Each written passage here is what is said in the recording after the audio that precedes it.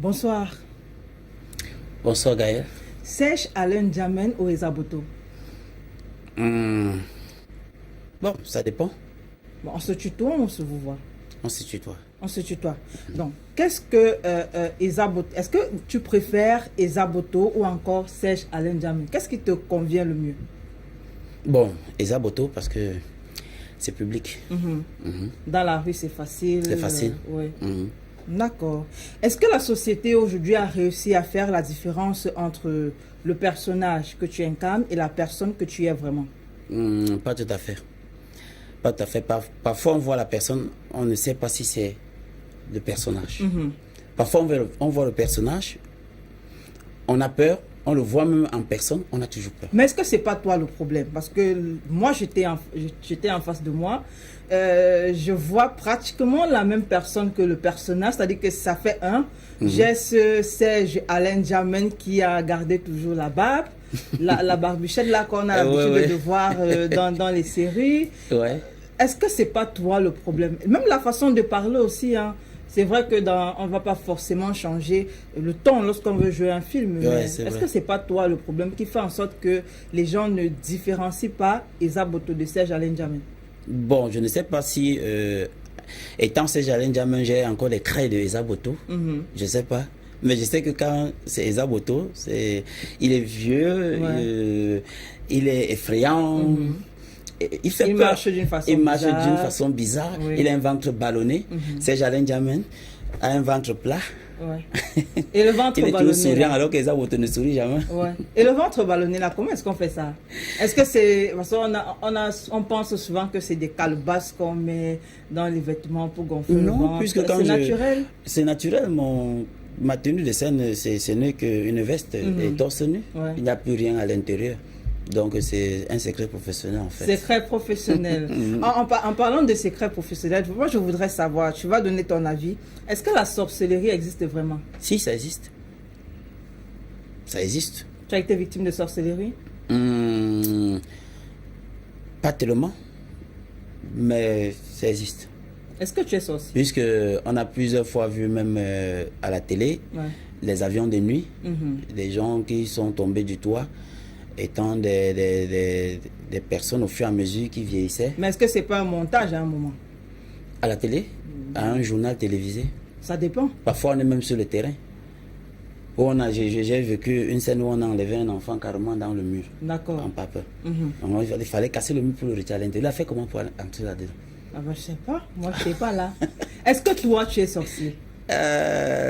Parce que, je demande pourquoi. Parce que pour s'intéresser à des thèmes comme le vampirisme, comme la sorcellerie, plusieurs films parlant de sorcellerie, parlant de vampirisme, ne s'intéressant plus ou moins pas à l'amour et aux autres problèmes qu'on rencontre dans la société, on a l'impression que soit tu as vécu cela, soit tu vis cela. Rien des deux. Mais l'artiste, c'est un rassembleur. Par exemple, même les musiciens peuvent s'asseoir. Vous voyez, on sort souvent des phrases, on dit souvent des... Vous savez, la vie n'est que faite de comédie. On peut se retrouver à un endroit où on vit un acte, par exemple, de sorcellerie réel d'autres personnes. Nous, on prend, on analyse, et puis moi, j'incarne le rôle. Il faut dire, Eza Boto, qu'en 2018, tu as convolé en juste noces avec madame qui nous regarde certainement. On peut avoir son prénom déjà? Stéphanie. Stéphanie. Ouais. Comment est-ce qu'elle a vécu cela? C'est-à-dire que j'imagine que lorsque vous vous êtes rencontrés, ce n'était pas le Eza Boto qu'on a vu, méchant, bizarre, ventru, c'était pas ça. C'était pas ça. Oui, mais après, comment est-ce qu'elle s'est comportée en voyant que peut-être on pointait du doigt son mari dans la société, il tournait des scènes bizarres, qu'est-ce que ça lui faisait? Bon, apparemment, elle s'était déjà adaptée parce que dans nos causeries, elle me rappelle quelque chose qui m'a beaucoup marqué. Elle dit que quand elle faisait la classe de 5e, elle passait tous les jours devant mon portail. Elle me voyait toujours assis dehors. Donc, elle était fan de moi. Chaque fois, elle ne fait que me regarder avec ses camarades. Quand elle rentrait de classe, elle fuit, elle s'en va. Elle revient le lendemain. Il faut regarder le sorcier. Donc, quand on regarde, par exemple, de la classe de 5e jusqu'en classe de première, où j'ai fait sa connaissance, Et elle avait déjà pris goût, donc elle pouvait La avoir peur. température, La si on peut température dire. était déjà là. Mais qui savait qu'un jour, C'est elle qui allait entrer dans la maison. Et les enfants, les enfants, ils sont là. comment est-ce qu'ils se comportent? Ou alors, comment toi, tu te comportes avec Déjà que les enfants, ils sont déjà mes premiers fans, puisque j'ai deux de mes enfants, Esa Danger et Esa Démon, qui sont également des artistes. Ah d'accord, si, pour préciser, Esa Danger Ouais. et Esa Démon Et Esa Démon. sont tes enfants. Oui. D'accord. Et qui font également dans le même genre de cinéma que je fais. Puisque c'est moi qui conçois des scénarios, je les forme et tout. Donc, ils sont habitués.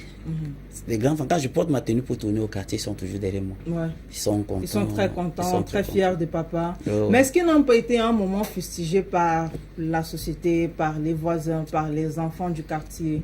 Bon, puisque mon succès a été né dans le quartier où je vis. Donc, ce qui fait donc, même les gens l'entourage du quartier, ils sont habitués. Mais c'est pas tout le monde qui comprend aussi. Je prends un exemple. C'est-à-dire que on a l'enfant, il est tout petit, et puis il est en train de marcher avec ses amis. Et du coup, lorsqu'il fait quelque chose, on dit « Ah non, ton père est sorcier Ah. ». Ou alors, par exemple, que lui provoque quelqu'un en disant « Tu sais que mon père est sorcier, non ?» Est-ce que ça vous est déjà revenu, vous avez déjà eu un retour de ce genre de choses?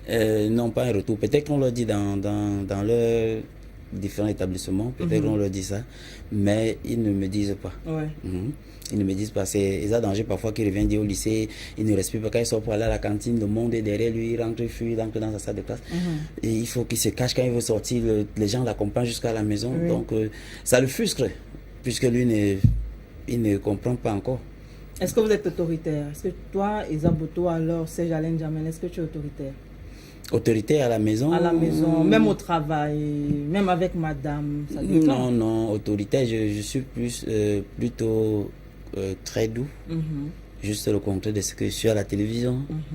Très doux, mais trop strict aussi. Mais on ne voit pas ça, on ne fait pas ça directement. N'est-ce pas? Peut-être on demandera à madame après l'émission si Ah. Serge Alain Djamel est autoritaire. Il est strict, si c'est mais il n'est pas vrai autoritaire. qu'il est très doux, à strict. Oui, je suis strict. Très strict même. Parce que quand je dis un truc, j'aimerais qu'on le fasse. Qu'on ne le fasse pas. Quand on ne le fait pas, c'est autre chose. Ouais. Là, Là, je tout de suis suite. là-dessus. Est-ce que tu as déjà eu les problèmes avec ton épouse? Les problèmes ne concernant manquent quelque chose? pas, mais pas les problèmes d'éclat de voix. Les problèmes ne manquent pas, mais ces problèmes restent dans la chambre. Donc imaginons une entrée et puis il y a un problème qui surgit. Qui sera la première personne à demander pardon? Beaucoup plus elle. Ok. Donc c'est une femme soumise alors? Elle est soumise. Elle est un exemple. Elle est vraiment un exemple. Donc on peut dire que tu ne regrettes pas de l'avoir mis à la maison, pas du tout? S'il faut recommencer, je vais toujours la choisir. D'accord. C'est bien d'entendre ça. Je pense aussi qu'elle est d'ailleurs très fière d'entendre cela. Parce que je vais demander, pour poser une autre question à Alain, toujours dans ce sens. Quelle est la chose tellement émouvante que toi tu as partagée avec elle? Je ne sais pas, une chose, un geste, quelque chose de vraiment émouvant que tu as partagé avec elle, au point où, lorsque tu te retrouves dans ton coin, tu penses à cela et puis ça te donne des frissons. Ça peut arriver que ce soit elle qui ait vécu la même chose. Mais est-ce que tu peux avoir un souvenir?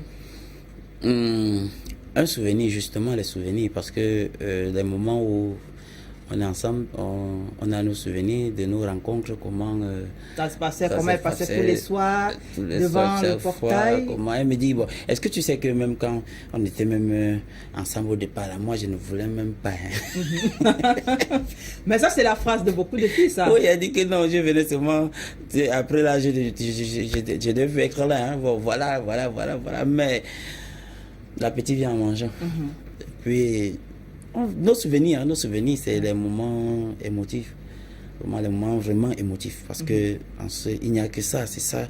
Et la communication, le dialogue. Ouais, quand nous sommes deux. Et comment ses amis ont pris cela? Comment ses copines ont pris cela?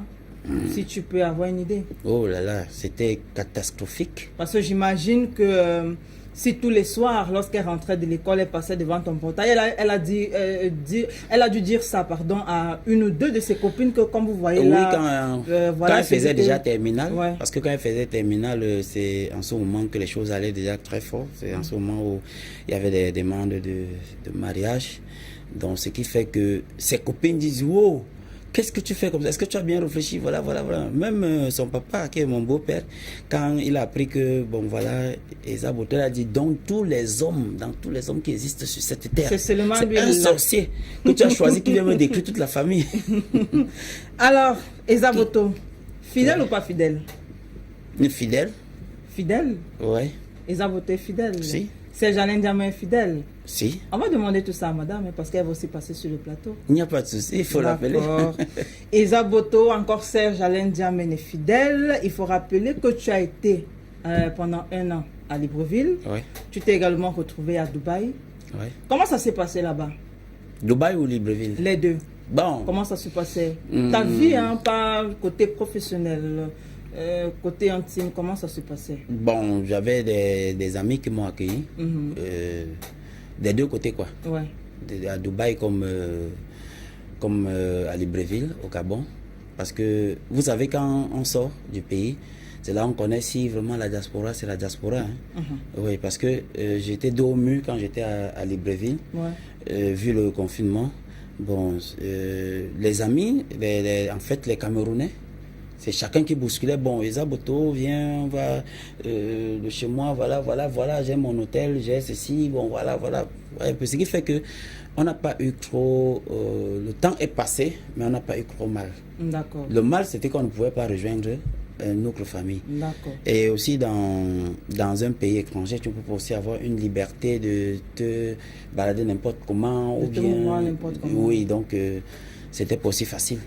Donc, quand on se retrouvait en dehors du côté professionnel, on peut se... Vous savez, les débuts de boissons étaient fermés, mais on avait toujours... Moi, dû à cause on appelle ça du Covid, mais on avait toujours les secrets. Pas derrière. Derrière le bar. Derrière le bar. Okay. On passait dans des moments là-bas avec des amis. On se disait de tout et de rien. Question de tuer le temps. Mais est-ce que tu as voyagé avec ton épouse, Eza Boto? Non, c'était un voyage professionnel. Parce que j'allais pour une série de spectacles. Ouais. Et quand quelqu'un t'invite, il paye le billet d'avion. Il a ton logement. Si tu associes une personne, il faudrait que toi-même tu t'en occupes. D'accord. Et entre-temps, les enfants sont là, il fallait que... En fait, je n'allais pas pour durer. D'accord. Et maintenant, lorsqu'on a fini de travailler, Serge Alain Diamant, et qu'on rentre dans sa chambre d'hôtel ou même encore dans sa maison d'hôte, on a besoin de se reposer, on a besoin de se relaxer. Et vu que madame était ici, même au Cameroun, comment ça se passait? Est-ce que tu as voyagé avec la maîtresse? Ou encore, ça peut dépendre, hein, peut-être que la maîtresse t'attendait à l'aéroport et puis madame n'était pas au courant. Ou même que la maîtresse était déjà avancée, madame n'était pas au courant. Ah bon? Ouais. Oh, ça. Bon, le côté là...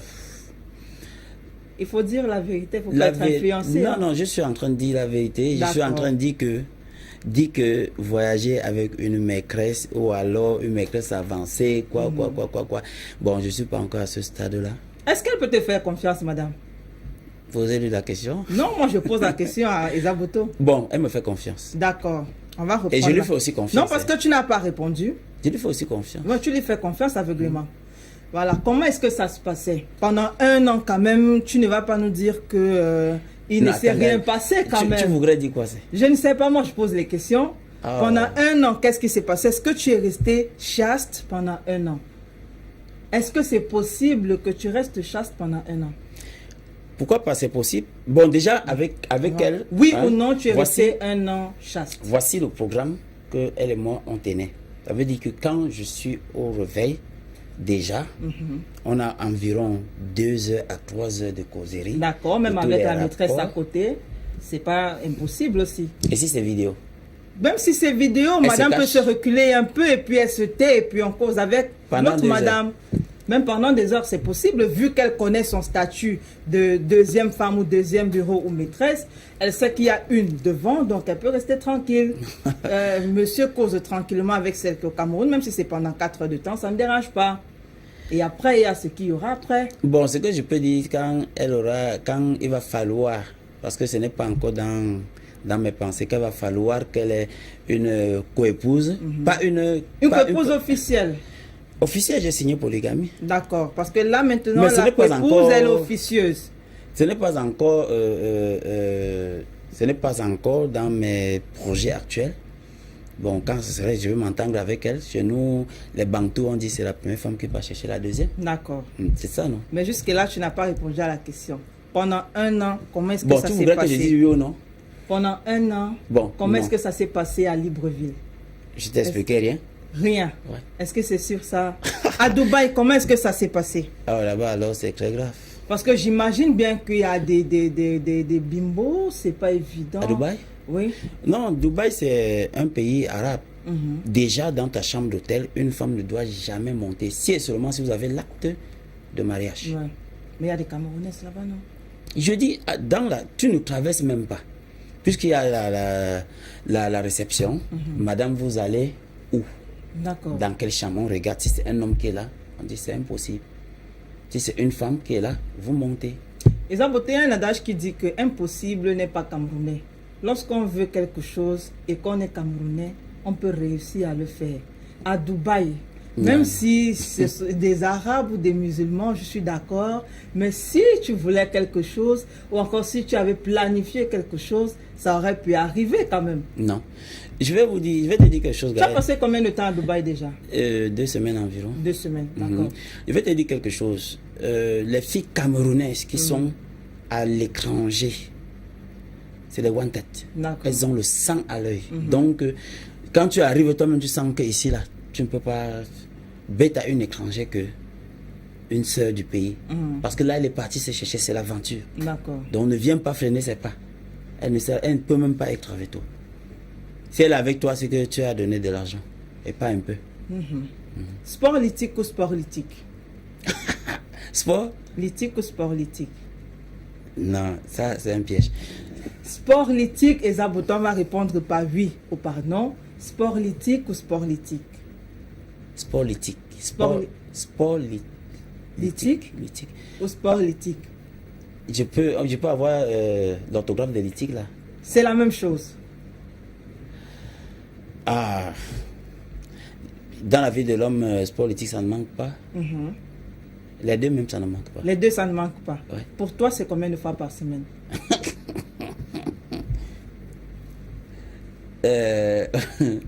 Nous, ça dépend des saisons. Oui, on est d'accord. Ouais, tu as vu la grande pluie d'avant-hier? Oui. Et d'hier? Donc, ça veut dire, avant-hier, c'était combien de fois? Pendant que ça fait certains mois quelque part, il faut aussi... Qu'il y ait des personnes qui vivent quand même. Oui, des personnes, il faut aussi penser à faire naître aussi des personnes quelque part. D'accord.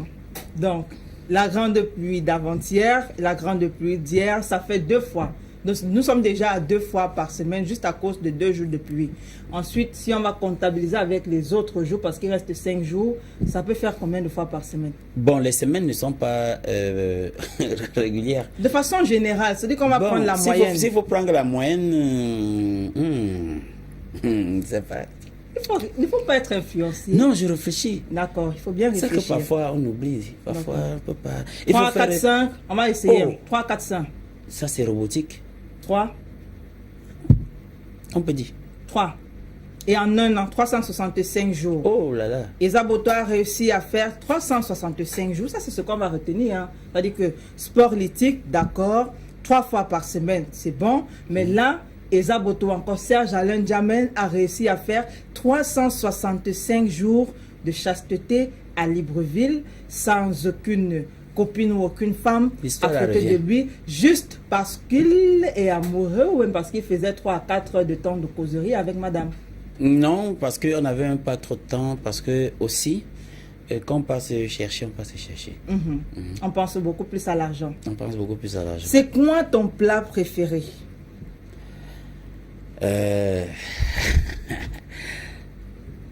P-O-M-M-E. Pilé. Les pommes pilées. Ouais. Avec haricots noirs. Haricots noirs, on met un peu de crevettes. Madame sait faire ça. Oh, super bien. Est-ce que toi, tu sais faire la cuisine? Si, C'est quoi le plat que tu prépares le mieux? je prends presque tout. Hein. Quoi, Le par coquille, exemple? je Ouais. fais le coquille, je fais le corps, le bongo, le couscous, Couscous quoi? manioc, Ouais. je pile. Imaginons, est-ce que... imaginons, je vais demander comme ça. Est-ce que tu as déjà préparé un plat à ton épouse? Ouais. C'était quoi? On a un voix ici et puis on a un sourire quelque part qui dit le contraire. Ça frise.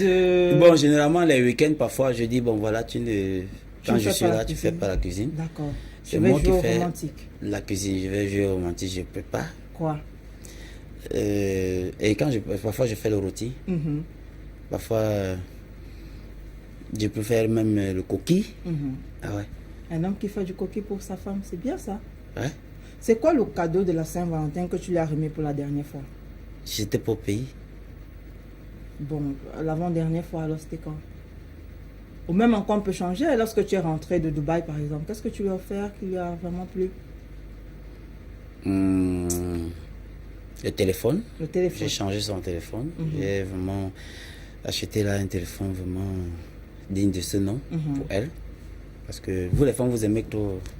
Il y a des femmes aussi qui aiment les perruques par exemple, les mèches brésiliennes. Ah. indiennes. Oui, il faut dire que là-bas également, mais seulement certains de mes colis sont restés à Dubaï. D'accord. Il y avait surplus de kilos Ok. dans le vol, ce qui fait que je suis resté. Et les gars vont m'expédier. Et cela, c'est là où on va déballer pour voir ce qu'il y a à l'intérieur.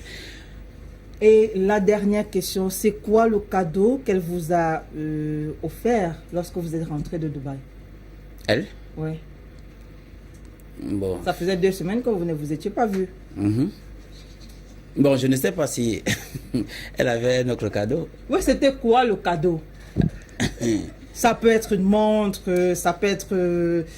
même le boubou que tu portes là, ça peut être une paire de chaussures. C'était quoi le cadeau? Non, puisque c'est moi qui devais regarder. Bon, le cadeau, c'était Toi, que tu je lui suis- as remis un téléphone portable en au courant, Oui. un téléphone portable digne de ce nom. Oui. Qu'est-ce que Stéphanie t'a remis? C'est qu'elle a gardé tout le temps que j'étais dehors. Oui, Quand je suis revenu, elle a dit, c'est pour toi, ça continue à être pour toi, ça sera toujours pour toi. c'était quoi? Oh, Ça peut être un plat de nourriture, non? Bon, on comprend très bien qu'Esaboto, encore Saint-Alain Diamène, n'a pas de réponse à cette question. Esaboto, ce fut un plaisir de discuter avec toi. merci. Voilà, je vais te Merci laisser... parce que tu m'as vraiment arraché le sourire jusqu'à bout. J'espère que Parce c'était facile aussi. Hein. Très facile. Et il n'y a pas eu d'intimidation dans les parages. Non, non, non. D'accord. Je vais te laisser entre les mains du sénateur pour la suite de l'émission. Merci. On va prendre la transition et juste derrière, le sénateur revient.